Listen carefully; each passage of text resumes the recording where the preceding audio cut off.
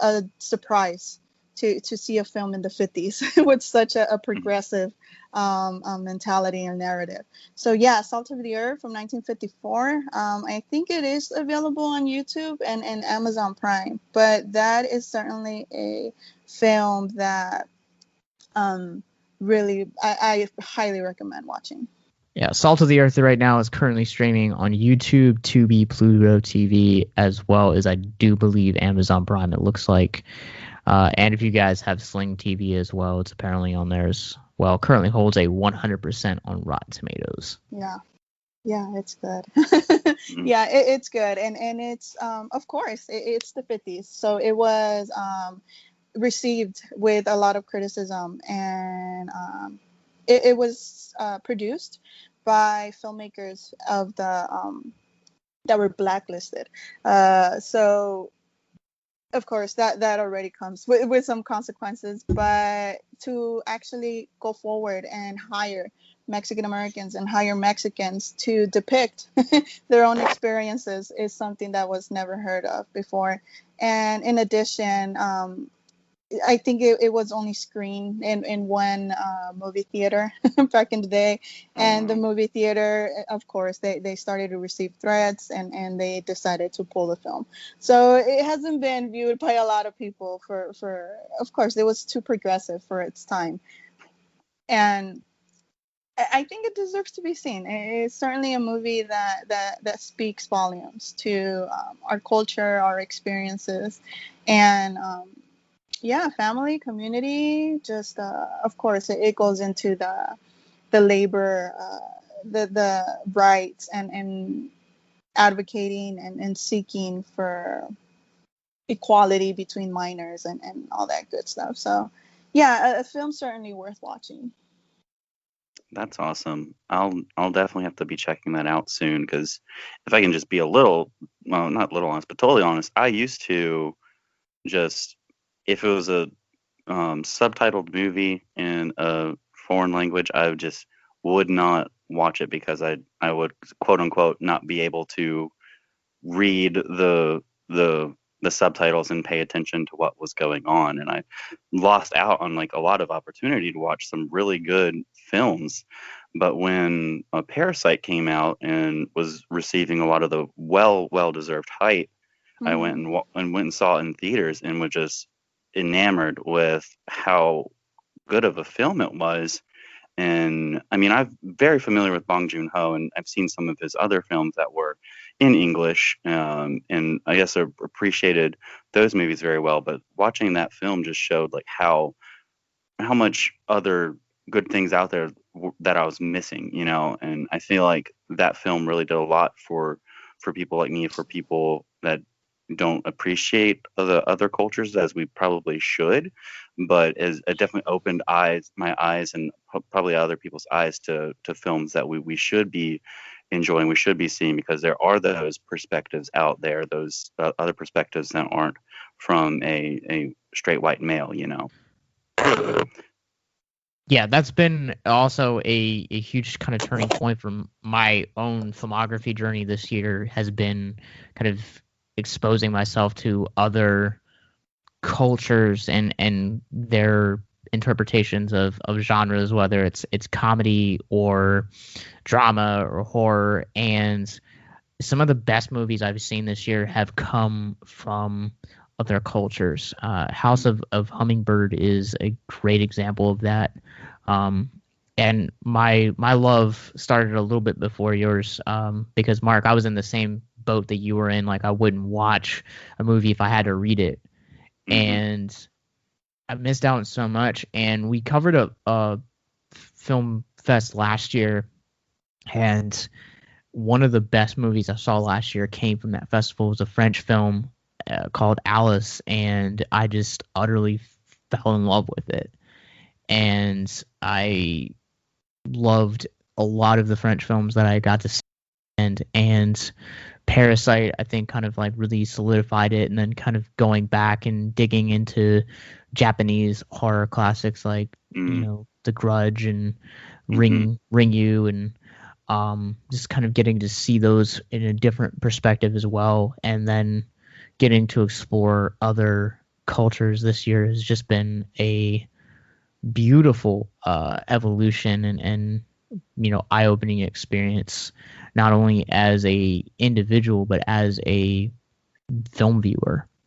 For sure. And it's just we're definitely in the midst of another civil rights movement, and we're kind of at this kind of peak of people wanting to see more perspectives. And I think, Rosa, you keep saying just how surprised you were over the acceptance and response to your podcast, but I think it's coming at just a very important time, and I think it's reflective of this place where we're at culturally and trying to kind of understand what's going on, and trying to get those other perspectives. So I think y'all are definitely adding to a very, very important conversation right now. Yeah, absolutely. I agree. And it's like a domino effect. All of this comes because, of course, our history is pretty much erased from history books, and including film history. For me to read a page and a half just on everything we've done, it was quite disappointing. So I guess in a sense, that lack of history context and what people know about what we've done, since it isn't rich enough, it's not even there. It's a page and a half. What can you learn with a page and a half of 100 years of film history? Nothing. So just that alone, and not knowing and not having that knowledge, obviously, like ultimately what's going to happen is you're going to watch these films, and unconsciously those whatever representation is being given to us, it's going to get ingrained into our brain, and we're going to unconsciously develop these preconceived notions of our demographic, and that's what I'm trying to slowly. It's going to be hard. It's difficult to reverse and deprogram your brain to something that's already programmed in there, that's already fully, like, deeply embedded. But slowly but surely, yeah, we're trying to do something, and hopefully we can succeed in a way, some way, because again, Catherine and I were Mexican Americans. We do tend to represent the majority minority. So also we are planning to do guest spots and everything, and bring different perspectives and different experiences to the podcast, so we can get that too. We can benefit from that. And just to add a little to what you guys were discussing with the foreign films or the international films, me too. I had so much to learn. So much to just watch. I just recently watched a Brazilian film, and it was in Portuguese. It was definitely an experience, but it helps with being exposed and learning and viewing different visions, different stories, and different experiences. And yeah, it's certainly something that I also need to work on. So I need to start to get out of my comfort zone, which are the Spanish-speaking films and the English ones. So, I mean, last year, my favorite film of 2019 was Portrait of a Lady on Fire. So I'm progressing a little, but I still have a long way to go as well. So I'm right there with you guys. We're all growing. We're all trying to become better people.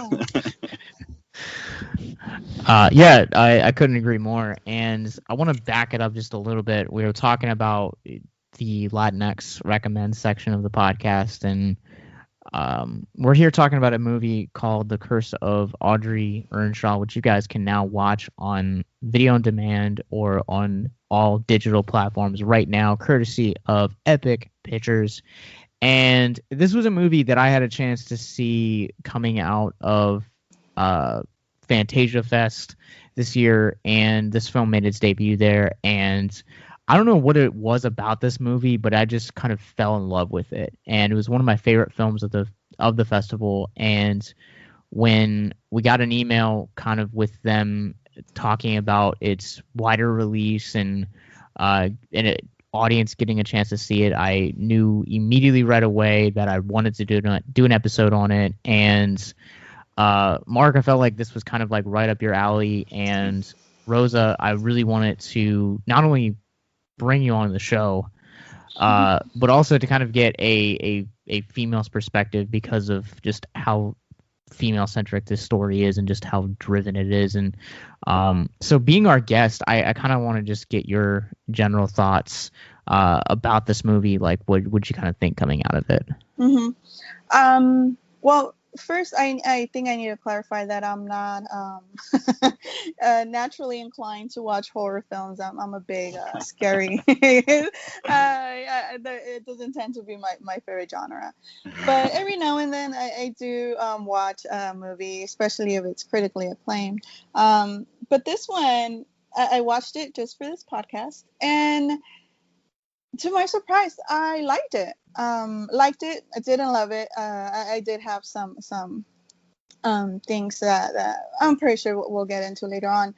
But overall, I liked it. I liked the story. It was quite interesting, quite intriguing. I liked the acting. The acting definitely was very strong here. Definitely sold a lot of the narrative and such. I thought it was, for me, the female centric thing with, and I'm pretty sure a lot of people probably know this by now, but I'm a very passionate feminist. But to always have like witchcraft and all these like rituals and all these dark magic thing and just always have it associated with women. It's something that's been that isn't I'm not particularly fond of. It seems like it's how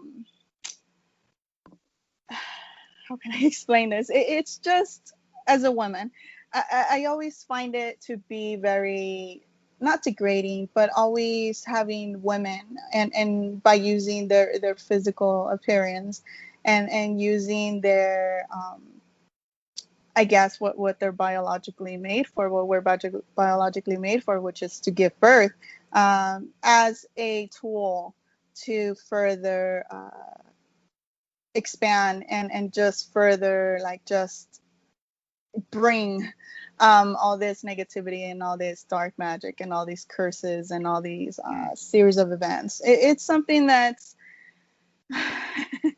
it gets a bit tiring of watching over and over and over again of the woman being always the baddie or the witch, so to speak. But in general, I think the film itself, leaving my feminist views a little bit to the side, I think it was well done, very nicely shot. Certainly has all these horror elements, the color tone and the pace, and it was more of a psychological horror than it is of jump scares and all that good stuff. But in general, I thought it was good. I think that's one of the biggest problematic elements of the horror genre is just how it has been uses females, and I think we're starting to kind of get this shift where we're starting to kind of break away from that a little bit, but it's, again, you still have films that are embracing those over sexualization tones of females, and you're also kind of going for that final girl trope, and women can't be smart, or they always have to be sexy, they have to be the objects of desire and stuff like that. And one of the things that the listeners may not realize is the Latinx-lens podcast was kind of got it inspired by a little known movie called Wonder Woman. And yes. I love that, because that was not only one of my favorite films, but Wonder Woman is one of my favorite comic characters of all time. And I love kind of watching a movie that is like this. And you are right, this film, far from perfect. But it kind of starts to break away a little bit from those horror stereotypes.